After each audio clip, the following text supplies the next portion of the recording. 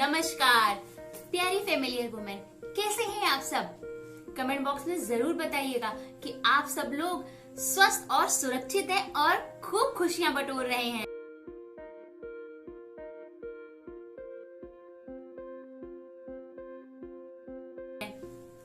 आइए अब आज की बात शुरू करते हैं। ये बात है महाभारत के युद्ध के समय की।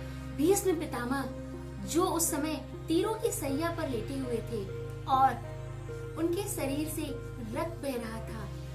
पांडव और द्रौपदी उनके चारों तरफ बैठे हुए हैं और भीष्म पितामह जी उन्हें उपदेश दे रहे हैं। तभी द्रौपदी जी खिलखिला के हंसने लगती हैं। ऐसा होने पर भीष्म पितामह जी को दुख होता है और पांडव भी ये देखकर आश्चर्य में आ जाते हैं। भीष्म पितामह जी ऐसा होने पर उपदेश देना बंद कर देते हैं और वो पूछते हैं द्रौपदी जी से कि आप एक संभ्रांत परिवार की बहू हैं, आखिर आपकी हंसी का कारण क्या था। इस पर द्रौपदी जी कहती हैं, पितामह आज आप अन्याय के विरुद्ध लड़ने के लिए उपदेश दे रहे हैं और उस समय आपके ये उपदेश कहाँ थे जब भरी सभा में मुझे निर्वस्त्र करने की कुचेष्टा हो रही थी। ये सुनकर भीष्म पितामह जी कहते हैं, पुत्री तुम तो जानती हो मैं उस समय दुर्योधन का अन्न खा रहा था जो लोगों को दुखी करके लाया गया था।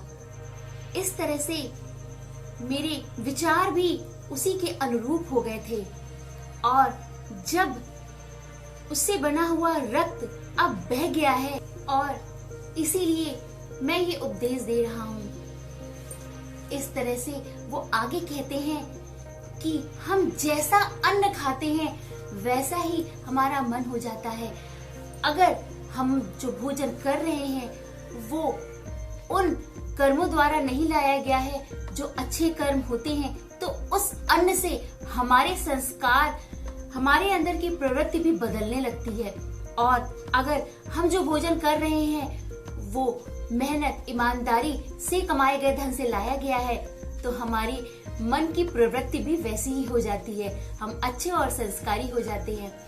ये कहानी इतनी अच्छी है जो हमें बताती है कि वास्तव में सच्चाई और ईमानदारी से कमाए गए धन से हमारे जीवन पर क्या असर होता है।